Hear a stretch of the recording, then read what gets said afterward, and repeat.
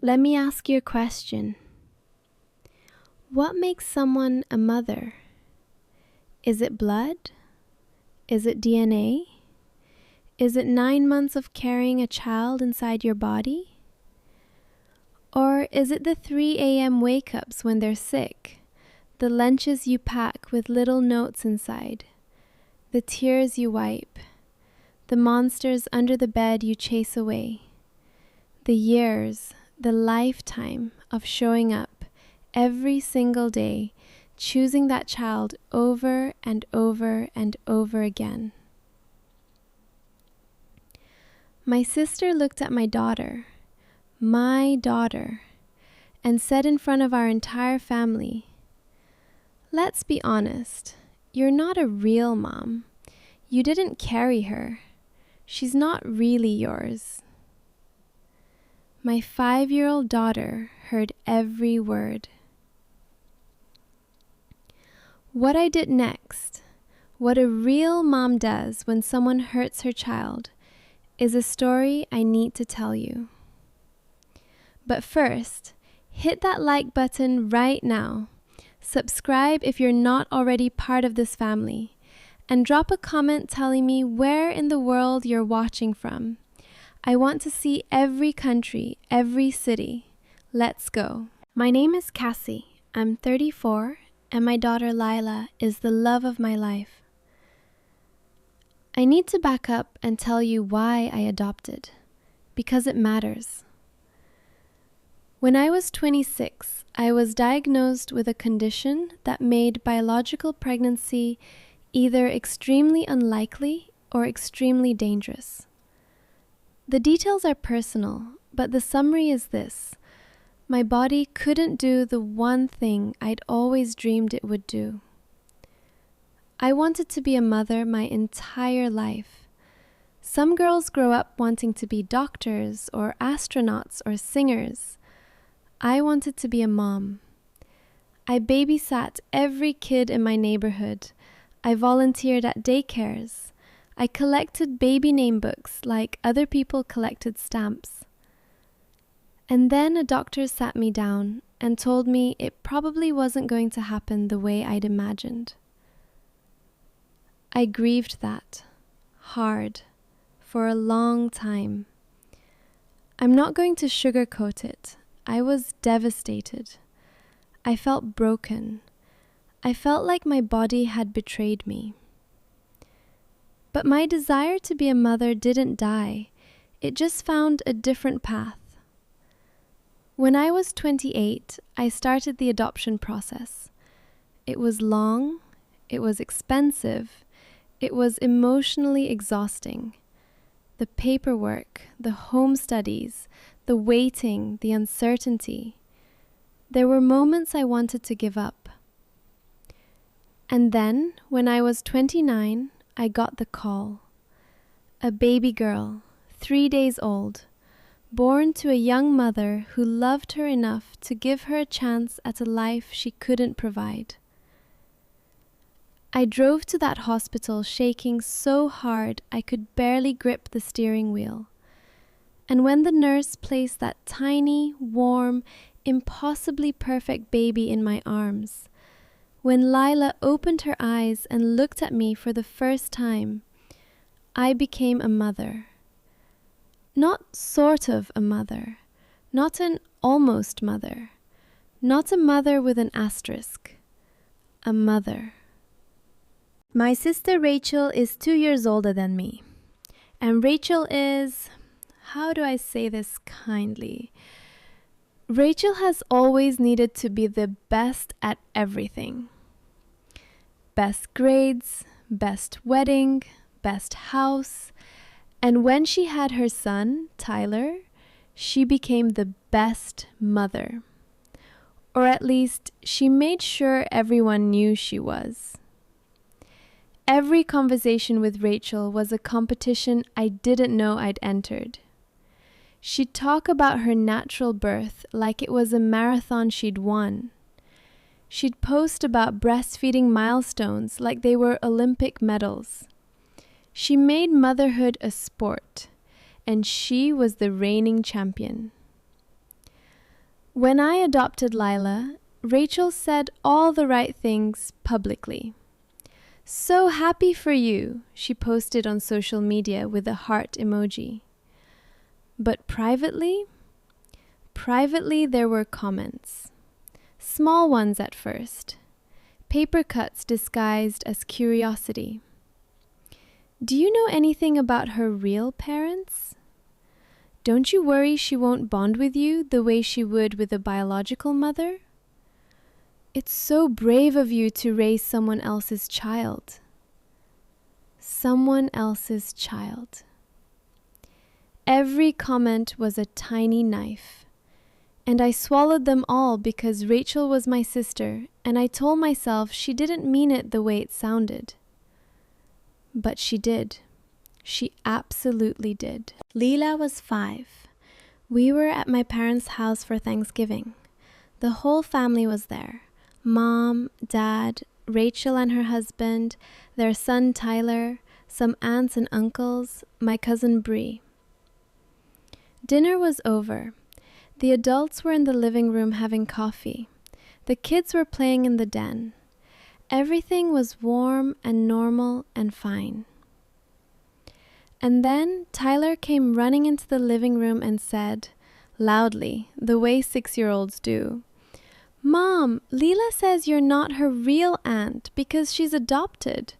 What does adopted mean?" The room got quiet.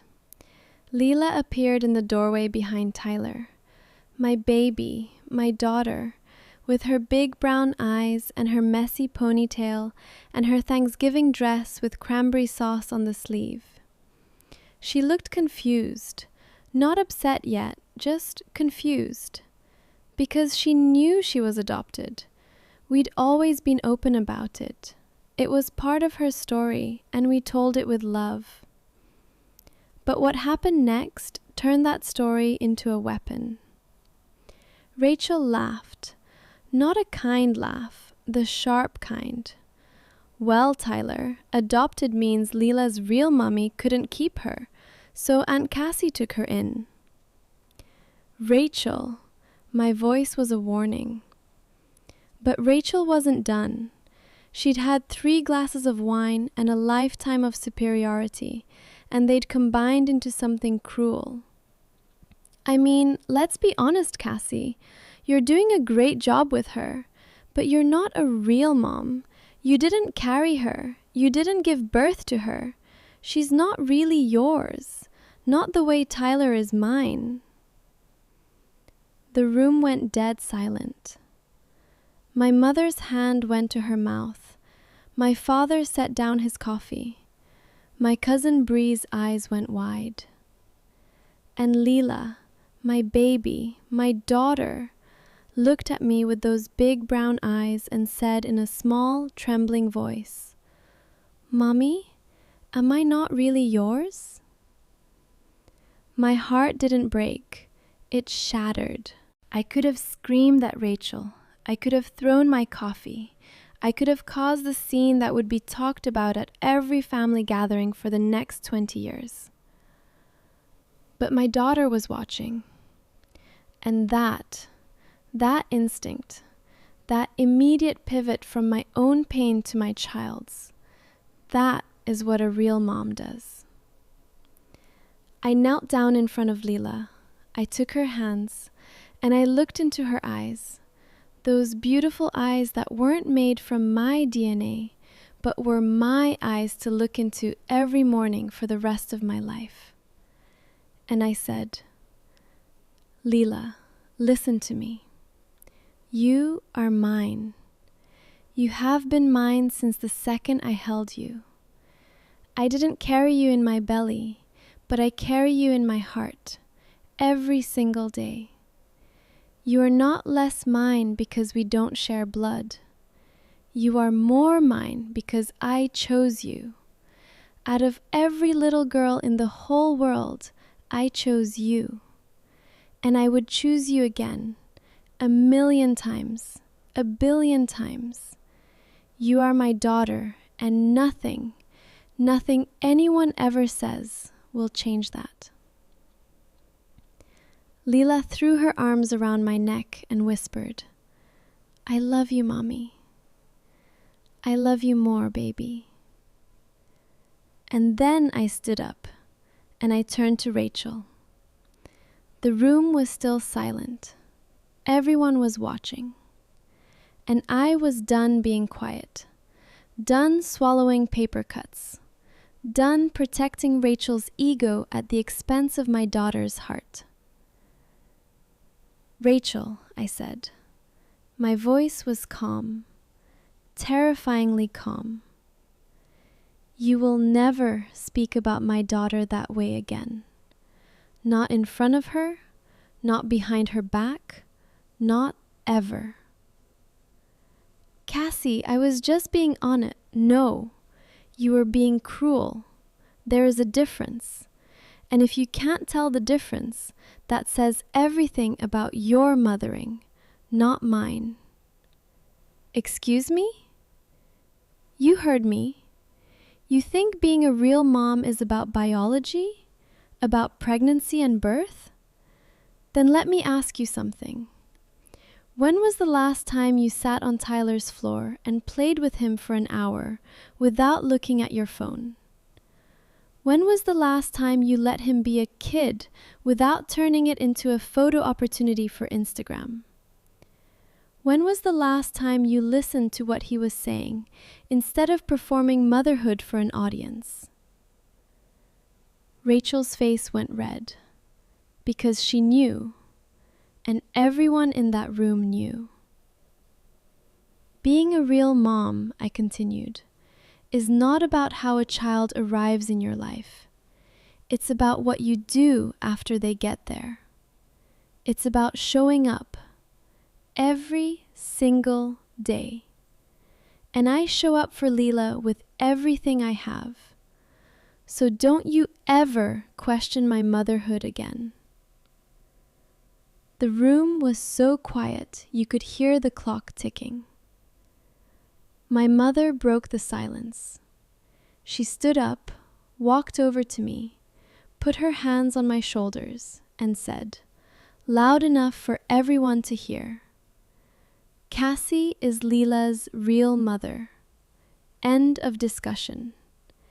Anyone who has a problem with that can leave my house."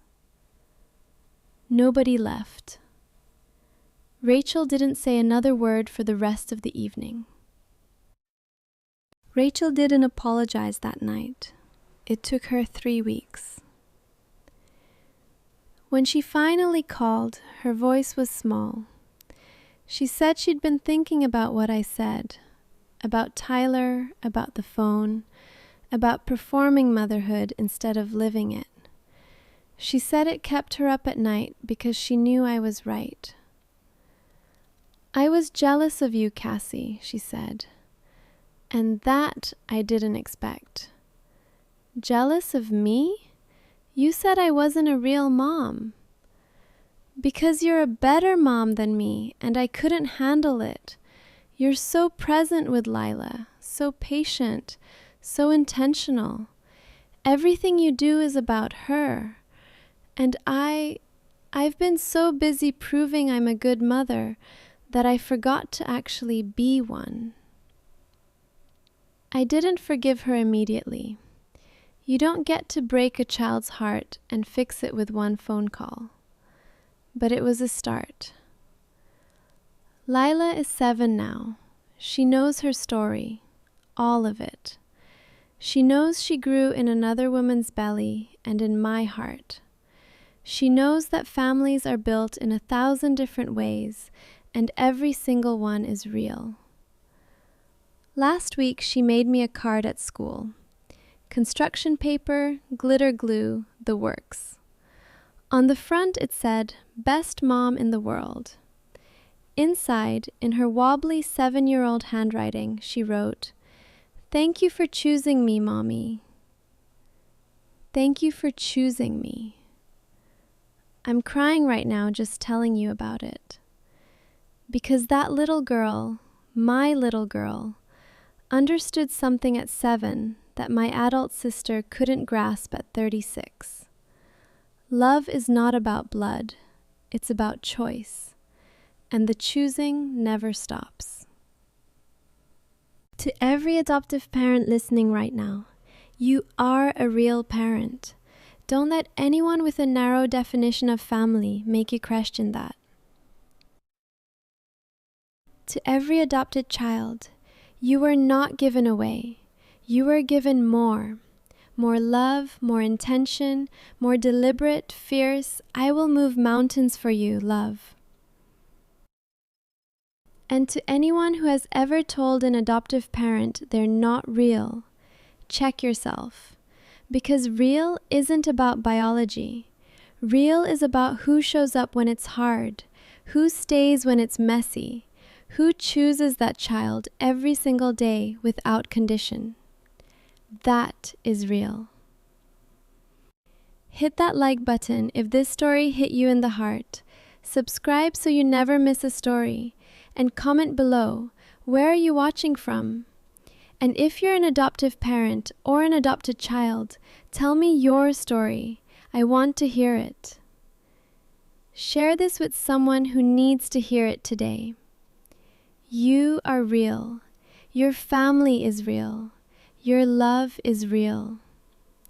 Don't let anyone tell you otherwise. I'll see you in the next one.